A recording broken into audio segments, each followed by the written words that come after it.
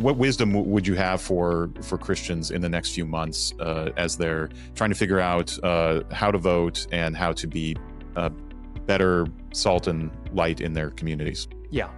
So I would encourage several things. So the first thing that I would say is to think about policy results, not just policy statements. And so historically, parties have often promised a number of things that they had no intention of ever delivering. And I hope what people would take from that is the realization that our hope cannot be in political parties and particularly one political party winning an election. The issues are complicated, just as they were in 2020. They may be more discouraging this year than they were, from a Christian perspective, they may be more discouraging this year than they were in 2020, maybe less clear cut.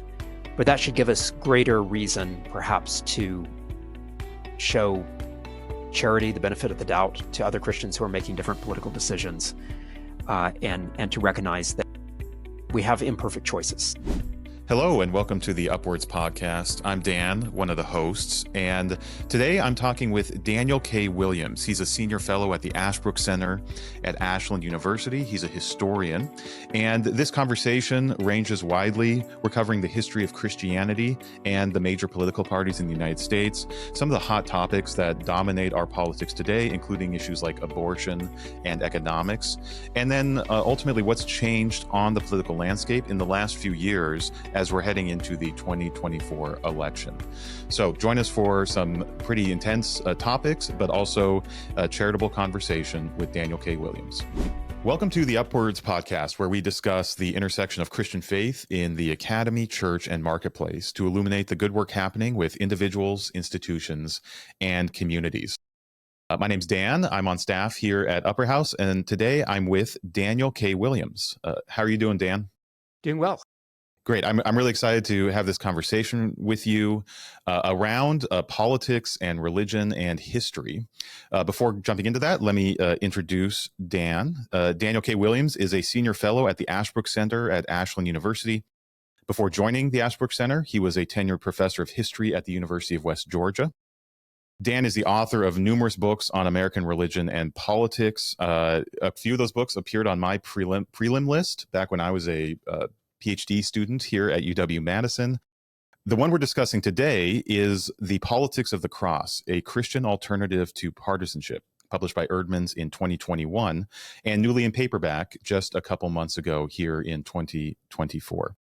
So for this conversation, we're here to discuss Dan and some of his background, interest in religion, politics, history, to discuss the Politics of the Cross book. Even though it's a couple of years old, it is quite relevant to the context that we find ourselves in America, in politics in 2024. And then how this book that's just been re-released might speak to us in this election season here in 2024.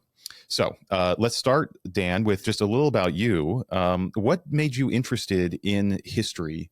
And well, let's start with that. What made you interested in history as you were growing up and going through your education? Yeah. Well, the interest started at a very young age. So I remember when I was in first grade discovering biographies of the presidents in the elementary school library. And I think I was drawn to biographies because they seemed to tell me something interesting about people. I've always been interested in observing people. And over time, I began to understand that the study of history gave me a perspective on myself and on the present, on my relationship to other people that I couldn't get elsewhere. And I think I even began to sense that when I was only about 7 or 8 years old, as I began realizing that the things that I was interacting with, whether it was an old building in the community or whether it was a statue or anything else, had a history, had a story. And as I continued progressing through school, I participated in National History Day competitions for a number of years. I remember when I was in 9th grade, I did a History Day project on Commodore Perry's visit to Japan in the 1850s. And I completed that project in 1992, which was at the height of American tensions over trade with Japan. And I remember seeing a Time magazine cover from that spring with the Japanese flag on it and some headline about the trade wars. And I realized I know something about this because I understand the history behind it. I understand what happened in the 1850s and how that relates to American tensions today with the Japanese. And I think that was really an eye-opening moment. So I entered college knowing that I wanted to study history. I wasn't entirely sure which area of history I wanted to specialize in, but I knew that I wanted to study the past, and I knew that the study of the past would in some way be relevant for understanding both contemporary politics and my own relationship to other people in the present, but also in some sense useful for my own Christian walk to understand the larger context behind the Bible and its interpretation over the years. I realized that in order to understand some critical dimensions of the human experience and aspects of truth, I had to learn to see, as I tell my students, to see in the fourth dimension, that is, to see in the dimension of time and changes over time. That's interesting. So maybe this next question will be pretty obvious since you talked about biographies of presidents and so forth. But were you also always interested in politics as a sort of realm of, thinking 1992? That's also a presidential election year. Were you always interested sort of in the national political scene as well? I think so. I think the interest sort of would come and go over time. So I didn't spend every moment of my childhood just glued to the screen wanting to see what was happening in the national political scene. But certainly I paid attention to elections. And as I moved into high school and beyond, the political questions became increasingly important to me. I think I really began realizing that I wanted to study politics not just out of a personal interest or curiosity, but out of some deeper desire to connect it to my Christian life. I think that moment came when I was in graduate school, during the second year of graduate school, as I realized that different groups of Christians had made very different political decisions at different moments and even in the present. So I'd grown up in a Christian subculture. I had grown up in a very secular state, or post-Christian state, the state of Maine, but my parents were part of an evangelical Christian subculture. I was part of the homeschooling movement at a time when that was very fundamentalist or conservative evangelical. And so I grew up thinking that there was a natural connection between Christian moral positions and Christian political positions. I didn't even question that really while I was growing up. I thought it was obvious. And it was only after I began reading some African-American theology and the history of the African-American church that I began to realize there are different ways of interpreting the same texts. Not all of them are necessarily equally valid, but we would have to concede that there are different ways of interpreting texts for political application from sincere Christian believers. And I was curious enough about that phenomenon that I decided to write my dissertation in graduate school on the origins and history of the Christian right, because I wanted to understand the historical development of the movement that I had at least been an observer to on the periphery, a close observer to, if not actually part of that movement. And I guess because of my long experience in understanding the present and understanding even truth itself through the study of the past and the collection of different perspectives and examining the historical development of those perspectives, it seemed very natural to approach that question through the study of history. Mm-hmm. Now, the third level of this I want to ask about is your interest in not just it's clear from your story that you grew up in a Christian home, had religion all around you, but I think for many Christians, it's another question to turn your analytical powers on studying religion as a sort of phenomenon that in some ways distances you from it, or at least creates a sense of being able to look at it differently than just as a participant in it. Did you ever have any sort of conscious reflections on that, as saying, I asked this partly because I did, but I initially did not want to study religion as a topic. I wanted to study foreign policy on its own, and sort of get away from thinking about religion the whole time, but ultimately I decided to do that. But did you ever sort of have any thoughts about turning your scholarly attention to Christianity, to religion, as a phenomenon? I did have some hesitation at different moments. I think there were some questions at times I was reluctant to ask or afraid to ask. There were certainly some moments where I questioned my own faith and my own basis for belief. I think one of the challenges as Christians, if we're coming from uh, a conservative evangelical or really any theologically conservative branch of Christianity, is that we take the historical claims of Christianity seriously and in some cases literally without the freedom of negotiation. So I think if someone were to decide, for instance, that Jesus's resurrection was something other than a historical event, it would take you out of conservative wing of Christianity. Right. And that's probably not the only Christian doctrine, though it's by far the most significant one, that has a non-negotiable historical basis.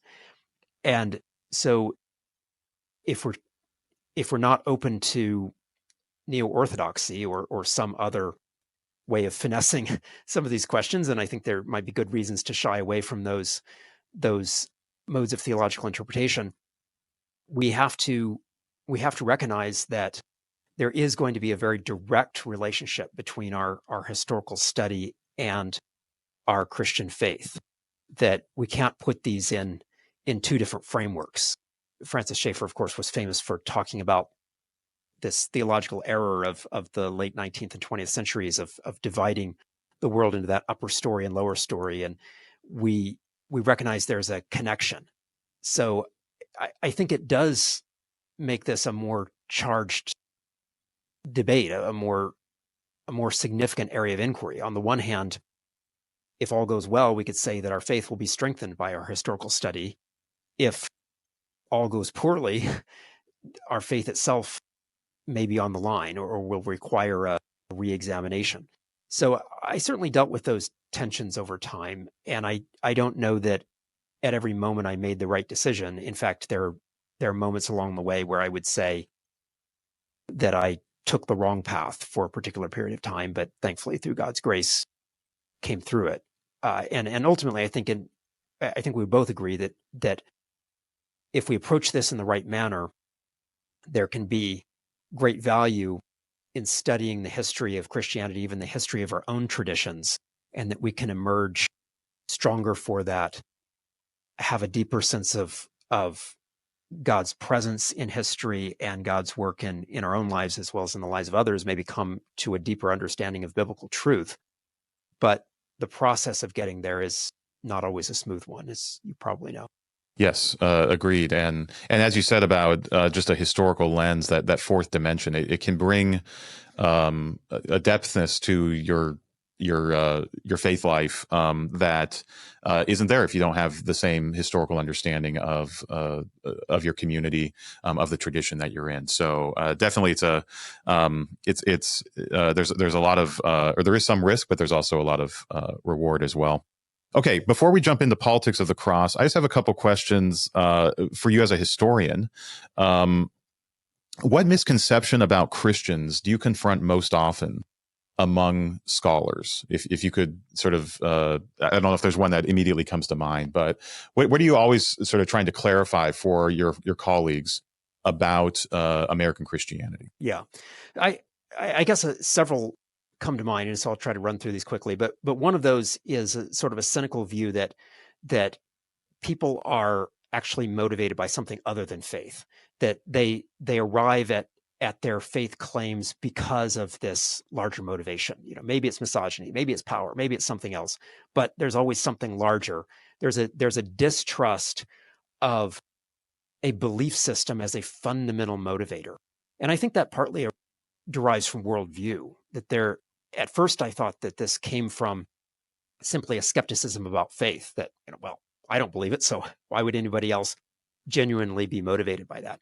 But I think the problem may be even worse, that it may be that there's a skepticism about belief in general, and the belief that, and therefore a view that all beliefs are simply power plays. So that's one possibility. Another misconception that I think a number of people have is that faith is something separated from the rational. And for a book like Politics of the Cross, maybe that does, I don't get into that as much, but certainly for the book that I'm finishing up on the history of Christian apologetics, that will likely be out in another year or so, that question is critical. And I think for so many people who perhaps did not come from a conservative Christian background, maybe their parents or grandparents were liberal Protestants, and maybe they grew up in a secular environment, and so the residual memory of anything approaching a 19th century, a near universal 19th century perspective on the close relationship Christianity and history and science and truth claims is something that has largely fallen out of living memory. So, those are two areas where I think even scholars, even people who are studying the history of American religion themselves, I think, have some of these misconceptions. The greatest misconception among Christians, I would say, who are outside of the academy, is that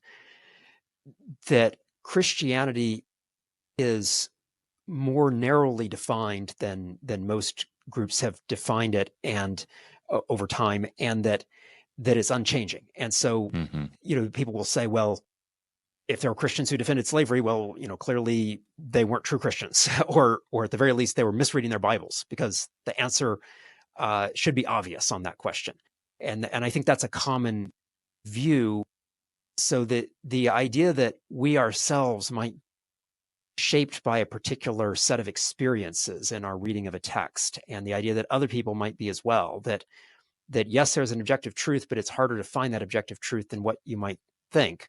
That I think is a new idea for some people, and an uncomfortable one at that. And it's much easier to simply narrow the definition of who is a true Christian, and assume that those who are outside of that sphere have in some way been deluded, or maybe even are being dishonest with the text.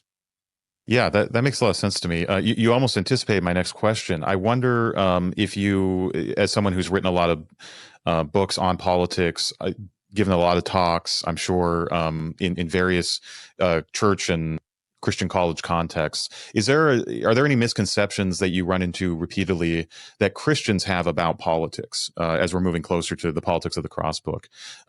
Ways that Christians sort of think about politics that you are trying to anticipate and have them rethink in the work you're doing. Right.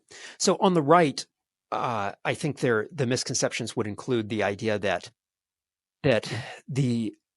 American liberalism is Marxist.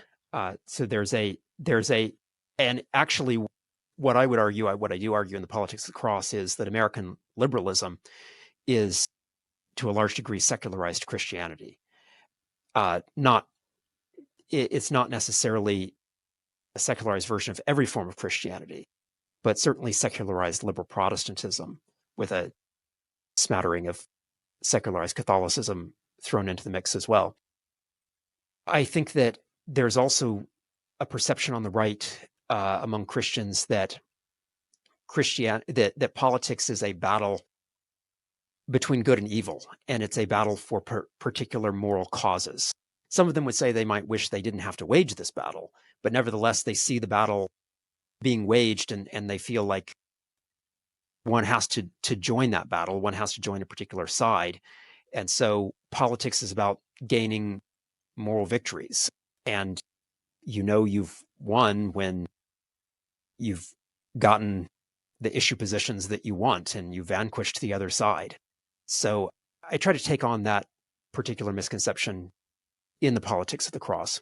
I think on the left, among Christians, so progressive Christians who would identify with the Democratic Party, or even further to the left, I think there's a lack of willingness sometimes to understand how Christians who disagree with their position can nevertheless see concern for the poor as central, but is not necessarily something that can be best accomplished in the way that they want to accomplish it. So often with progressive Christians, they'll take the last part of Matthew 25 and they'll take some of the many other passages that talk about caring for the poor, and they'll say, see, this is obvious, that it's very clear there's a humanitarian party and there's a party that is strongly opposed to the values of Jesus. And both forms of thinking, I think, can be myopic, and they fail to take into account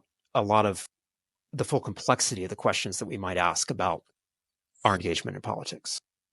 Well, that gets us into The Politics of the Cross. So this is a book that's, the first third of it is history, and then the second or the other 2/3 is a mix of sort of policy analysis around particular political issues and some theology thrown in as well, trying to get Christians to think a certain way. So let's start with the history part. You just mentioned your interpretation of of liberalism, of the Democratic Party as a form of secularized liberal Protestantism. So give us the thumbnail sketch of how, why would you make that claim historically, and then how does that actually help us understand the Democratic Party today, and then we'll do the Republican Party after that. Sure. So I argue that both parties have deep Christian roots. Both of them have also distorted the Christian message to a certain extent. So the Democratic Party was always the party of what they would have seen as the common man in the 19th and early 20th centuries, what today they might call the marginalized, including the working class, but also racial minorities and others. And that emphasis on equality had a religious dimension at times. So in the late 19th century, you had people like William Jennings Bryan who were arguing for that equality from an evangelical perspective. And starting with the New Deal in the 1930s, there was a strong emphasis on caring for workers' rights, caring for the poor, ultimately caring for all human rights from both liberal Protestants and Catholics. And a lot of those liberal Protestants, and to a lesser extent Catholics, found a seat at the table in shaping New Deal and Great Society projects. And if you look at the platform of the National Council of Churches and the platform of the Democratic Party in the mid to late 20th century, there's often a very close parallel. If you read the Christian Century, it's often indistinguishable in its political pronouncements from similar magazines on the secular left. There's a real belief that care for the poor and a society that is structured in such a way as to ensure the well-being of the marginalized is the measure of a good society. And that idea, I think, does come from American Christianity and particularly from liberal Protestantism. Catholic social thought shares some of that, but I think because of some divergences between Catholic social thought and American liberal Protestantism, even in the 1930s and becoming far more evident in the late 20th century when there was a great divergence of perspectives on issues such as abortion, I think liberal Protestantism has been the dominant influence in the Democratic Party. Mm. And do you see that? Like, how would we see that today in the Democratic Party? Is it in these sort of secularized versions of which issues the Democratic Party still aligns itself with? Do you see any sort of more overt or other ways that the secularized liberal Protestantism still animates the Democratic Party? Yeah. Well, certainly the campaign for universal health care, which was maybe even the single greatest issue for the Democratic Party in the 1990s through the end of Obama's presidency, is something that comes very directly out of the liberal wing of Christianity. That idea that healthcare is a human right because people should not be left out on the street to die just because they don't have enough money to go to a doctor, as an advocate of universal health care would phrase it, perhaps. That I think is something that receives strong support from liberal Protestants. Today, those outside of the Democratic Party who might belong to conservative evangelicalism might look at the Democratic Party's positions today and might say that they seem so anti-Christian on issues like transgender rights and of course abortion rights. But even there, I think you can see a close correspondence with what liberal Protestants have historically said and what they're currently saying. The phrasing that abortion is healthcare and that everyone has a right to healthcare, which is a key platform of the reproductive justice movement, started to gain ground among liberal Protestants right at the same time that idea was moving into the Democratic Party. So again, if you were to look at the denominational resolutions of the Presbyterian Church in the USA, PCUSA, and the United Church of Christ, there are other denominations as well, but if you look at those two denominations in particular, you will find very close precursor of what the Democratic Party will embrace. That is, you will see positions that they have endorsed, say in 2012, showing up in the 2016 party platform. So there's still very much a close correspondence between liberal Protestantism and the Democratic Party, even though the Democratic Party has become more secular in its constituency, particularly among younger white professionals, and even though some of these liberal Protestant denominations have been shrinking pretty rapidly.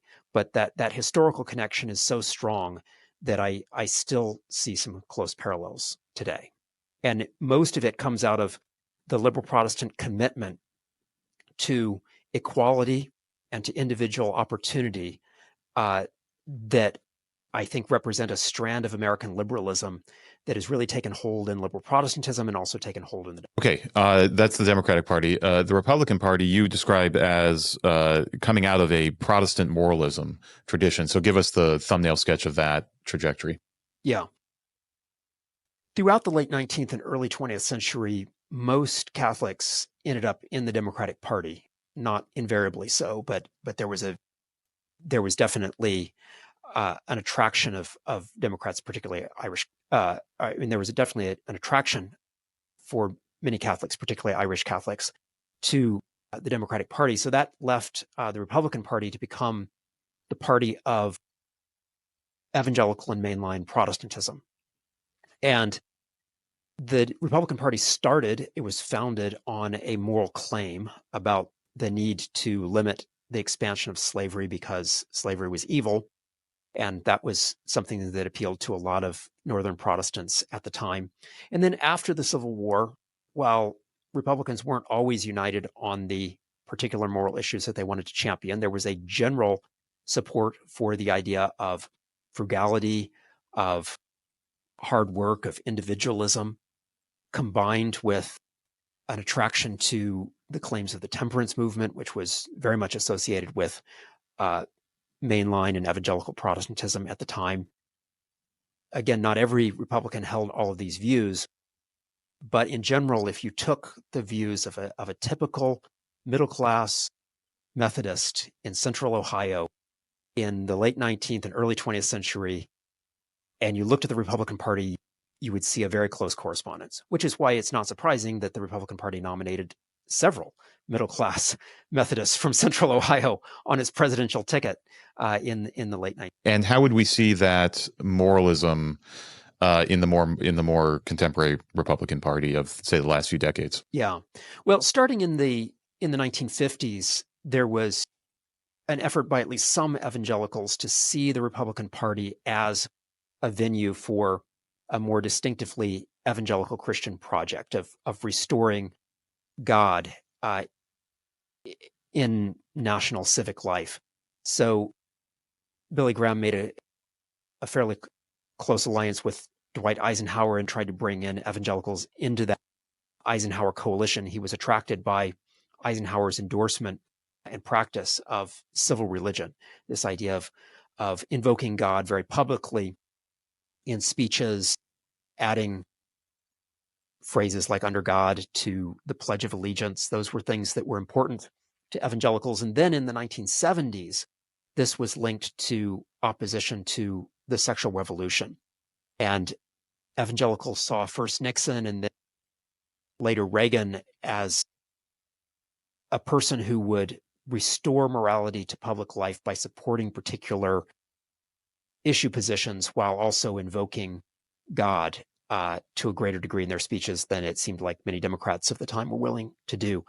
In the late 20th century, Democrats, because of their commitment to pluralism and equality, became very suspicious of efforts to invoke God in public life. They did invoke God in some of their speeches, but to a lesser degree, less overtly than what you would see from Republicans.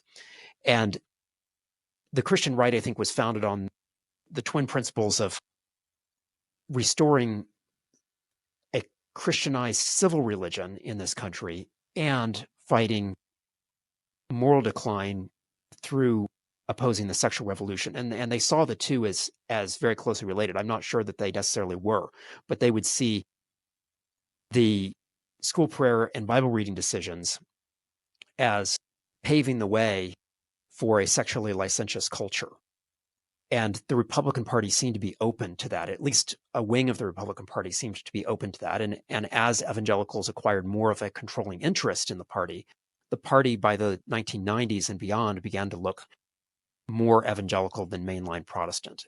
For most of the 20th century, while evangelical Protestants were in the Republican Party, at least some of them, and at least many in the North, the dominant strain in the Republican Party was still Protestant mainline. But by the 1990s, that was already changing, and it continued to change in the early 21st century. Whereas today, by far, the dominant influence, the dominant religious influence in the Republican Party has been white evangelical. And do you interpret then the Trump era, I guess, the last decade or so, in continuity with this Protestant moralist tradition? It sounds like in some ways you do. The evangelical part of the Republican Party continues to be very prominent. But how do you, I mean, there's been a lot of, debate about, is Trump a deviation from what evangelicals have been calling for, or is he a fulfillment or a continuation of some of these trends that are much older? How do you think about that? Yeah. I think that it's both a continuity and a separate chapter.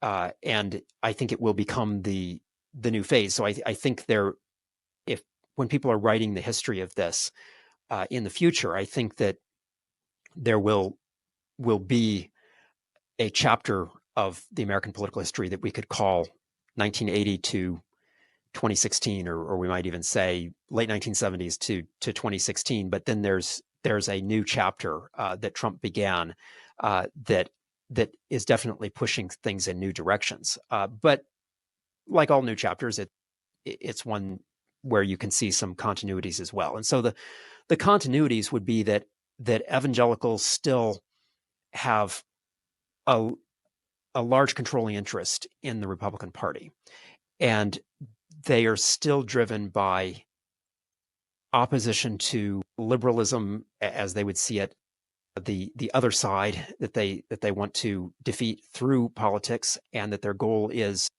to restore some type of Christian morality in the nation, either for the sole purpose of personal freedom of churches, as many might say today. Religious liberty is really what they're looking for, not necessarily trying to recreate a moral majority in the country, or some larger semblance of Christian civic religion. I think both can be true, but that was true in the late 1970s. That's true today. If you look at some of the things that Jerry Falwell said in 1980, it sounds very Christian nationalist, even though people didn't use the phrase. But his idea of the founding and then the decline of the nation, that it was founded in Christian principles, that it lost that Christianity sometime in the 1960s, that it needs to be restored. Those are things that I think you can still see vestiges of in modern Trumpist rhetoric. But what's different, there are definitely some differences. And one of those is that I think the particular type of evangelicals who are driving this movement has changed. So the moral majority was very much, and the Christian coalition as well, were very much suburban coalitions, middle-class suburban coalitions. Much of the Trump Republican movement has come from rural, working-class evangelicals, in some cases not always churched, both churched and unchurched, but it's a different coalition. It's related to the previous coalition, but there are also some distinct differences. I don't get into all that with the politics of the cross, partly because my sense of the regional variations and the class variations has really grown in the last couple of years as I've drilled down into the survey data, the demographic data. It's really been quite fascinating. But what I do say in the politics of the cross, and what I would still stand by, I tried very hard not to say very much about Trump in this book, because I didn't think it would be helpful to the analysis. And at the time that I wrote it, I was not entirely sure this would be a lasting phenomenon. I knew I was writing this in 2019, 2020. I knew it would come out in early 2021. I wasn't even sure by the time this came out if Trump would have a political future. Of course, obviously he did have more of a political future than what some people imagined at the time. But I didn't want this to be a book specifically about Trump and about a particular political moment. I thought the issues that I needed to address were much broader than that. But I did include this one paragraph of analysis on the Trumpist Republican Party, saying that it had shifted in its class framework and its class considerations, that it was more sensitive to the needs of the working class than perhaps previous iterations of the Republican Party had been. And yet that was not necessarily something that reflected a greater Christian sensitivity to the needs of the marginalized. Rather, it represented what Ross Douthat, I think, perceptively described as something akin to the modern European far right, that is, strongly based in vaguely cultural Christianity, as opposed to immigrant pluralist identity. And so the Christian identity has become, I said, for the Trump movement, had become more important than the particular issue positions. Now, I think a lot of the old Christian right leaders like James Dobson, when they finally made peace with Trump, did so because they believed that Trump would deliver on issue positions. I think the same is true of Al Mohler and a number of others. So the issue positions are important to them. But I don't know that that was necessarily true of the people that were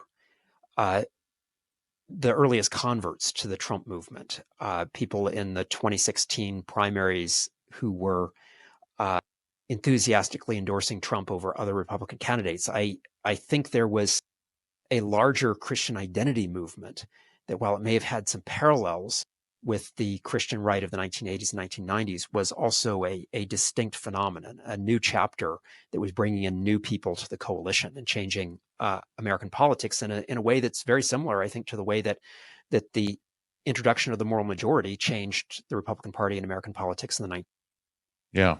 In changing American politics, also, and this is we can move on to the next sort of frame for this. Also, changing the American church, and I think one of the important things you're trying to do in the book is to highlight how this history of the parties, the two major parties, also then has this spillover effect. I don't know what the right metaphor is, but this spillover effect into the world of churches as well. And this is, I think the sort of, the cover description of the book talks about how the partisan divide that we see in the nation is also dividing the churches. So talk to us about how those things connect. So we've talked a lot about the two major parties, how different Christian factions, groups have contributed to those.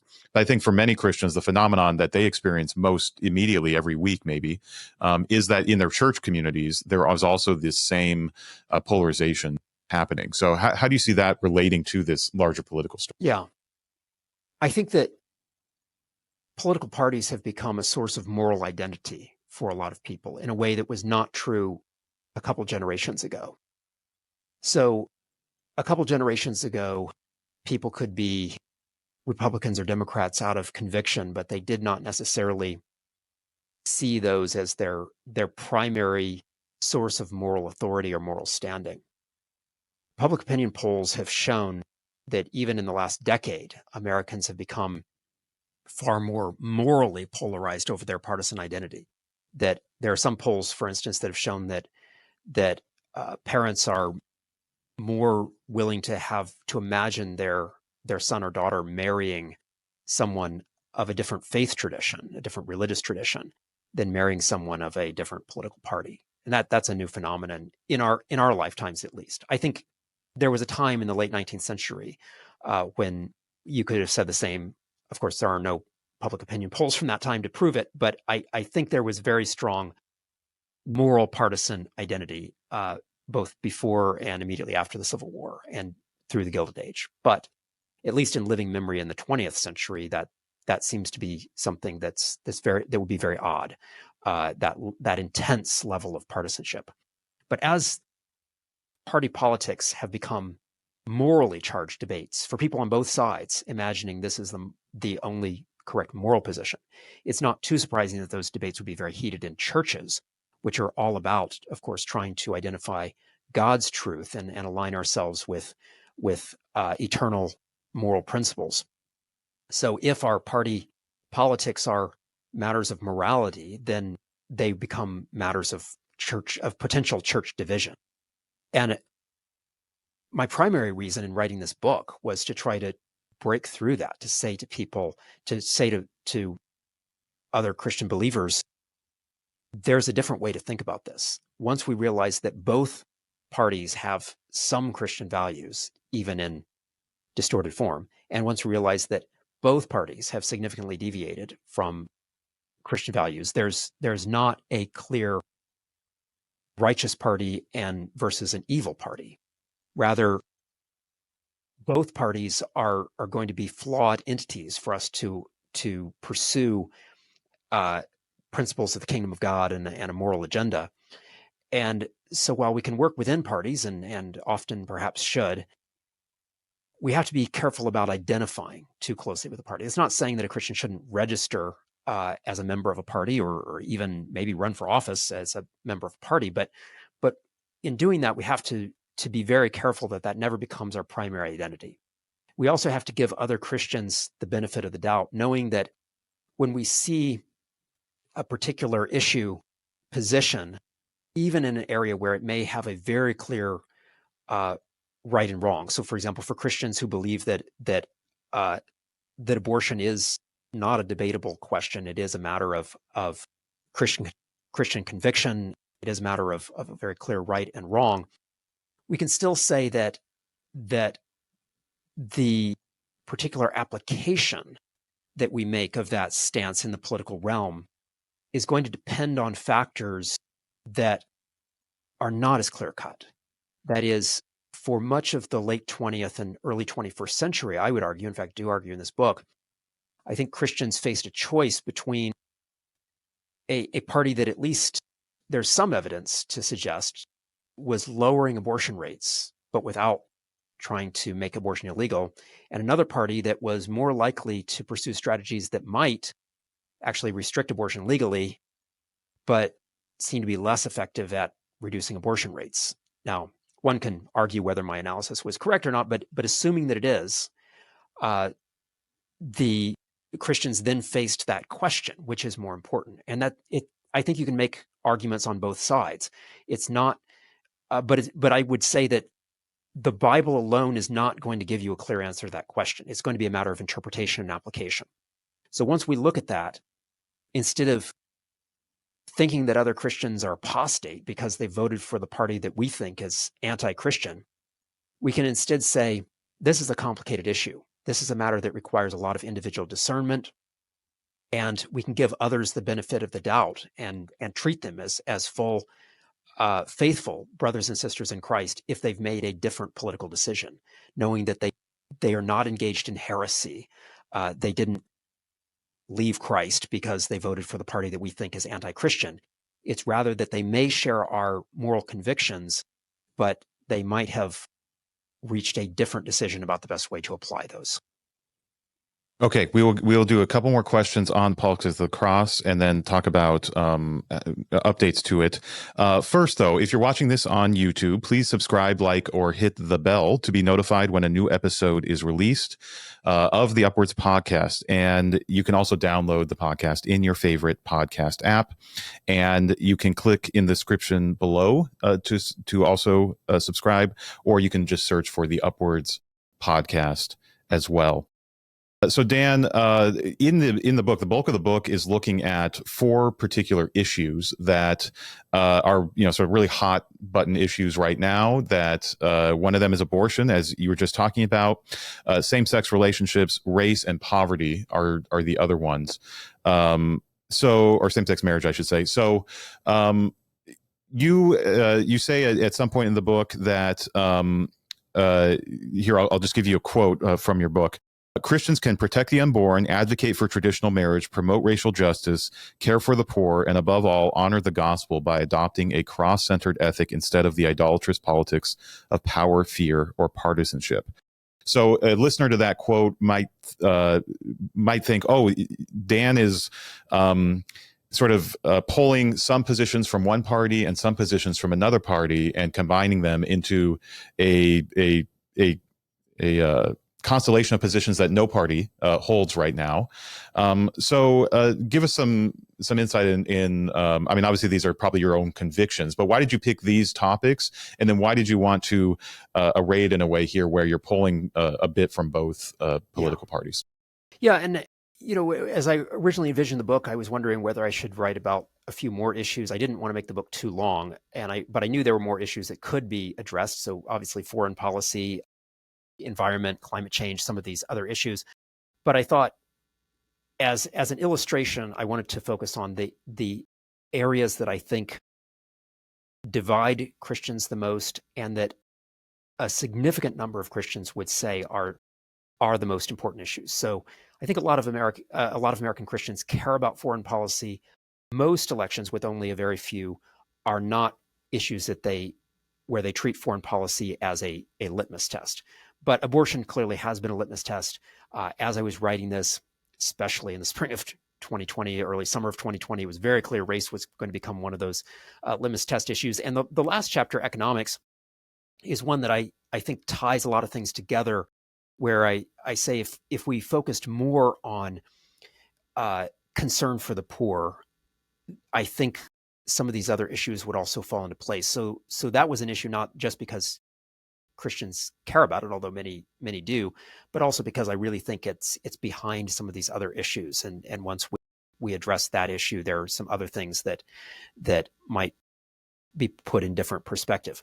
But I thought if I picked two issues that were really key concerns for Christians on the right, and two that have been sort of the traditional hallmarks of progressive Christians until recently, that is, if you looked at Sojourners Magazine throughout the 1980s, 1990s, early 21st century, and you polled the typical writer or reader and said, what are the most important issues? They would probably say race and poverty, or at least those would rise to near the top. And so I thought if I addressed those, two issues on the right, two on the left, that were the most important issues for people, that it would give people a framework for seeing how this might work in other areas. And the approach that I took, as you said, it might sound like I'm calling for a third party, and maybe some Christians will decide that's what they need.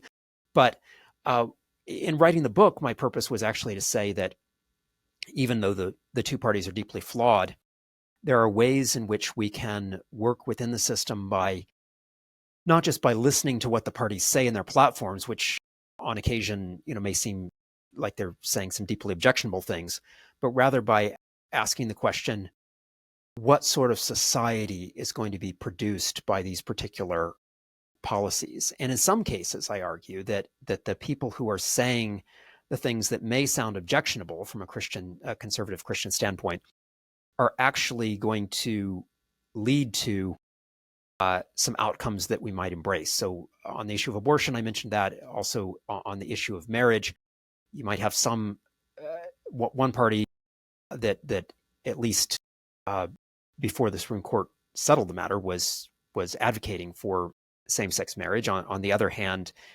one could make a case that some of their policies in, enabled families to stay together. Neither party really had a very good track record on that.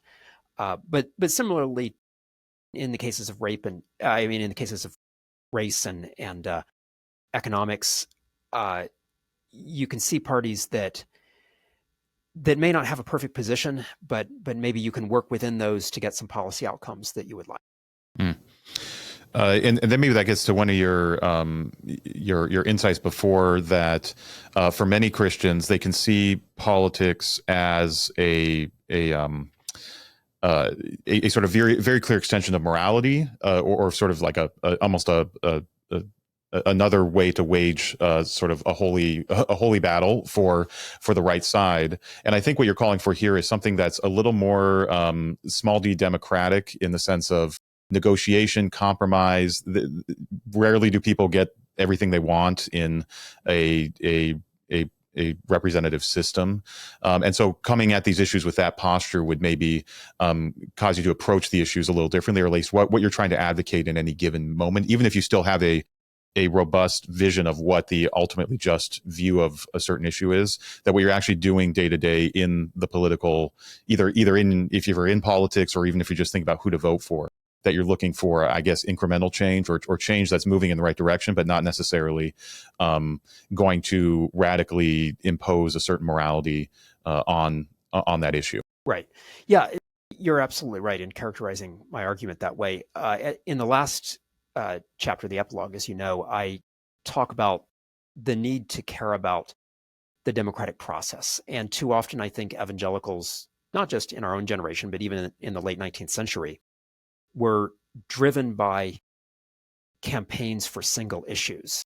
And they saw politics as a way of gaining victory for a righteous cause on that one particular issue. But if we understand, if we have a good theology of original sin, we understand that sin is not tied to a single issue. That if we could solve the abortion issue in this country, it would not solve the sin problem. It might be an important thing to do, but it's not the only issue. And that's always been true. In the 19th century, you might say, well, slavery was the great issue, and maybe it was, but there were also a lot of other things that a Christian should have been concerned about. Dueling, for example, and other attacks on human life. And so if we're never going to be able to win ultimate victories through single issue campaigns, not only because those campaigns are always selective in what they're going in the moral issues that they address, but also because it's really hard to win a long-lasting victory when you don't have a broadly based societal consensus. If you only have, say, a 50% plus one majority, or even a plurality or something of that nature, you're not going to be able to succeed in forcing people over the long term to change their views because you've managed to change the law. Instead, you're going to set up this ongoing political battle. And that's often what we're facing today. So what I encourage people to do is to think about how to build consensus, think about how to gradually move the needle, think about what is going to preserve the democratic process. Above all, think about how to love our neighbor.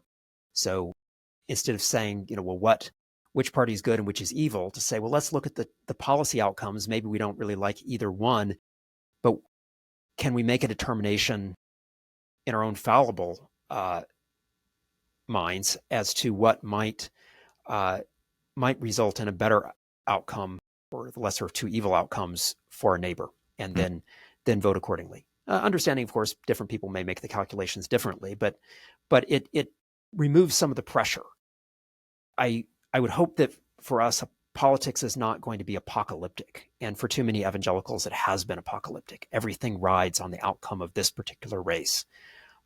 And therefore, those Christians who are not in support of this cause are part of the enemy. And I think that's the mindset that we really need to get away from. And that's a mindset that it manifests in all different ways across the political spectrum. I think you think that's been sort of a ramping up across our politics of this sense that so much is riding on our person being in power or not in the next election. Okay, one last question on the politics of the cross as it was written in 2021. As you've gotten responses from readers of your 4 issues that you focus on. Has any one of them been like the one that you end up talking the most about? So again, abortion, same-sex marriage, race, and economics and poverty. Have you had a sort of gravitational pull to one of those issues being the one that people are most interested in what you have to say, or in really identifying as a primary issue? I think abortion and economics have been the 2 issues where I've gotten the most questions. Some people really welcomed what I said about abortion, and I think it has actually, what I predicted would happen actually has happened. So I said, when I wrote the book, I said it's unlikely that Roe v. Wade is going to be overturned, and that was actually a good prediction to make if Ruth Bader Ginsburg hadn't passed away at one particular moment and Amy Coney Barrett been confirmed. When I wrote that, I was thinking about the traditional 5-4 court and not imagining that John Roberts would necessarily immediately move to overturn Roe v. Wade, and that was correct. But I said, if Roe v. Wade is reversed, then it could end up being a Pyrrhic victory, and you could end up seeing a backlash that we've already seen a reduction in abortion rates, partly because of a bipartisan consensus that has often been not received the recognition that it has. And if that breaks down, we're likely to see efforts on the part of the Democrats to repeal the Hyde Amendment, to expand funding for abortion, even to protect abortion at the national level. Those, of course, are things that are happening currently, and we have seen this polarization and an end to a long-term reduction in abortion rates. That over the last few years, the best data that we have indicates that the abortion rates are actually climbing again for the first time in decades. So I think actually what I said about abortion has proved remarkably prescient, and I've gotten some pushback from that, but mostly people have applauded that chapter. The economics chapter has been much more divisive. Some people who've read the book have really liked that chapter. Some have really hated that chapter. And I think it depends on your framework for understanding economics. There are some Christians, of course, who are very committed to a free market ideology, which that chapter pushes back on a bit. And so they've said you don't understand economics and probably shouldn't have written this chapter. And others who have said, this was the best part of the book.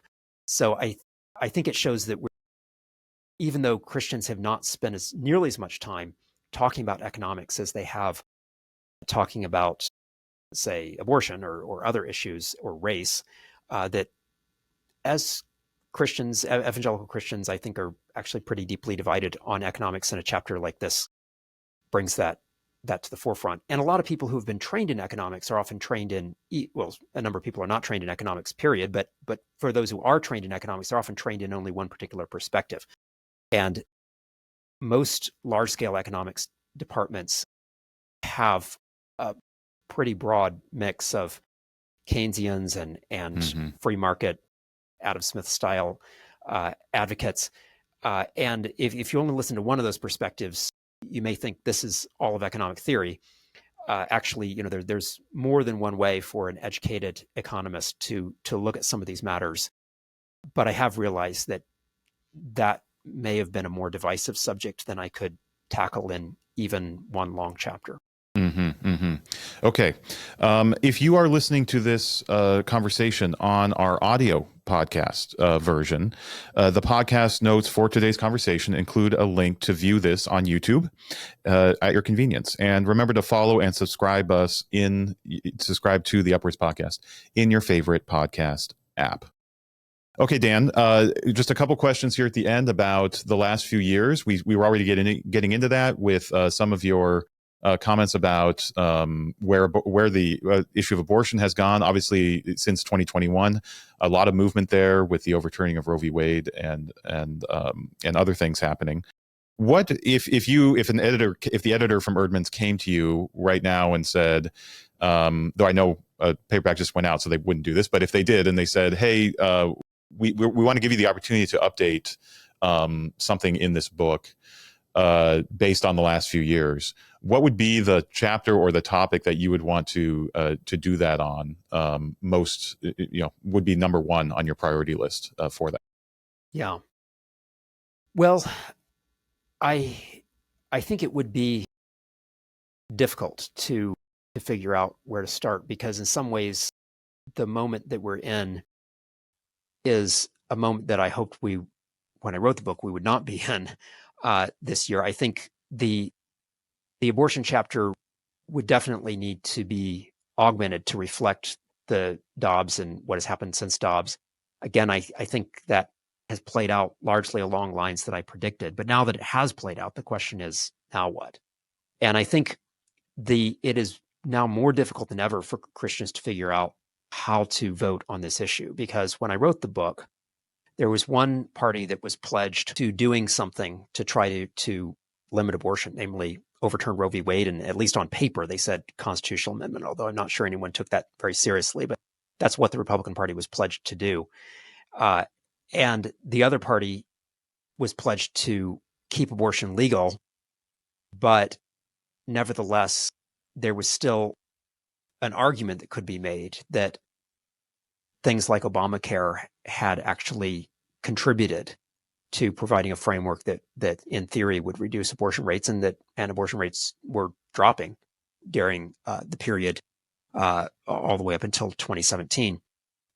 But I think we're in a different moment today, so it's harder for Christians to figure out how to vote on that issue. You have one party that is pledged to not doing anything about abortion. At least that's the way it would appear to some. One could nuance that a bit, but shorthand, they've tried to say they're not going to do anything on abortion officially. And then the other party, of course, is more committed to abortion rights than ever, and not just abortion rights, but expanding the funding for abortion rights, which, as I said in the book, actually is likely to increase abortion rates. And there's very good evidence that does increase abortion rates. So it's not as clear cut, and it's not as advantageous in either perspective. I mean, so Christians are, I would say, despite Dobbs, are in a worse situation today in trying to figure out how to vote on that issue than they were even 4 years ago.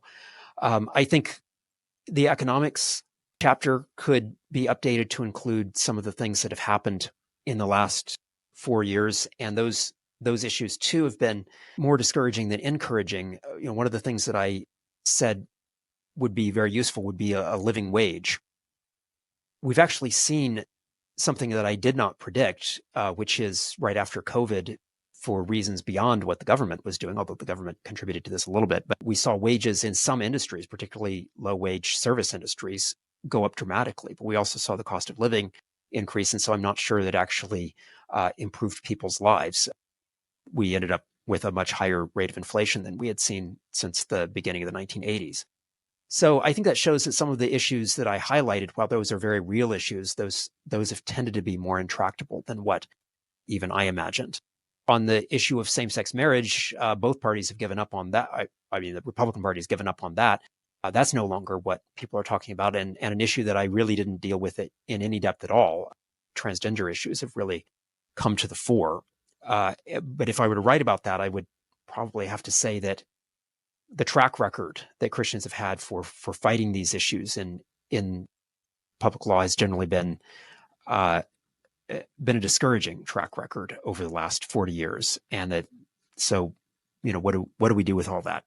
So I do think each chapter could be updated. But I think the answers are less clear than ever.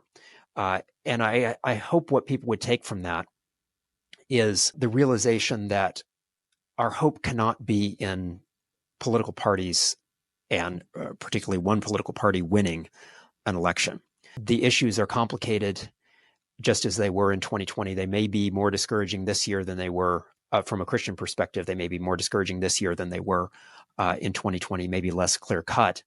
But that should give us greater reason, perhaps, to show charity, the benefit of the doubt, to other Christians who are making different political decisions, and to recognize that we have imperfect choices. They may be more imperfect this year than they've been in a long time, and somehow we'll have to navigate this situation with prayer, concern for our neighbor, and charity toward other believers.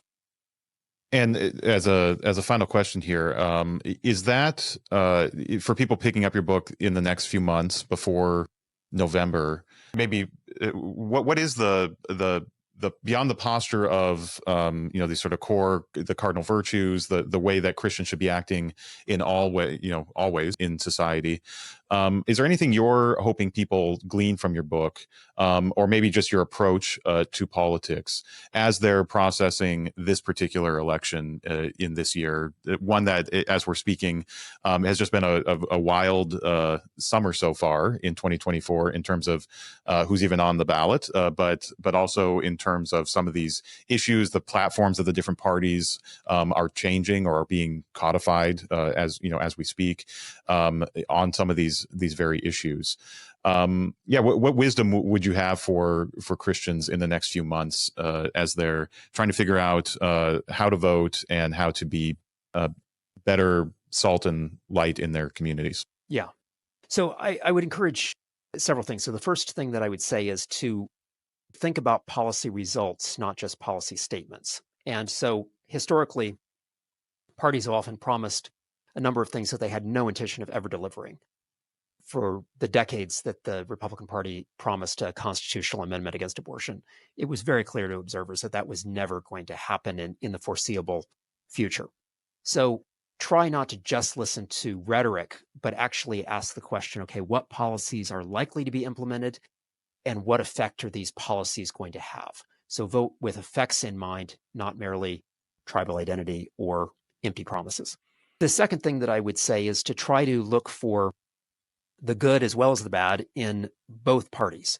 So anytime that we completely demonize the opposing party and picture an election in apocalyptic terms, we're probably falling prey to some form of partisanship that can be spiritually dangerous, and especially spiritually dangerous when we take that into the church and then assume other people have a responsibility to vote a particular way, that if someone doesn't vote in a particular way, then they don't believe in the pro-life cause, they don't care about unborn babies being killed, and this is a terrible sin, or they're racist and xenophobic, and this is totally contrary to the principles of Jesus. And of course, I've heard people say versions of both of those things.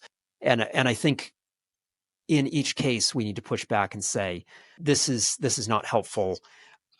There are other ways of looking at this. Of course, there are some people voting for this candidate who do take those positions, but that doesn't mean that your fellow church member, your brother or sister in Christ who's sitting in a pew right next to you is necessarily thinking along these lines. So try to look for the good as well as the bad in both parties and give others the benefit of the doubt. I think if people do those two things, that it will help people to find some hope in the midst of a very otherwise what could be a discouraging situation.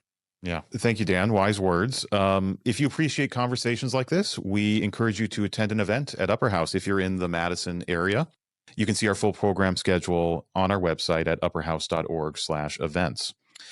And finally, we want to thank you for tuning in to the Upwards podcast. We hope you enjoyed today's conversation. Thanks, Dan, for a stimulating conversation. We encourage people to go out and get The Politics of the Cross if they haven't already. And then for more information about the Stephen and Laurel Brown Foundation and Upper House, please visit slbf.org. Until next time, go in peace.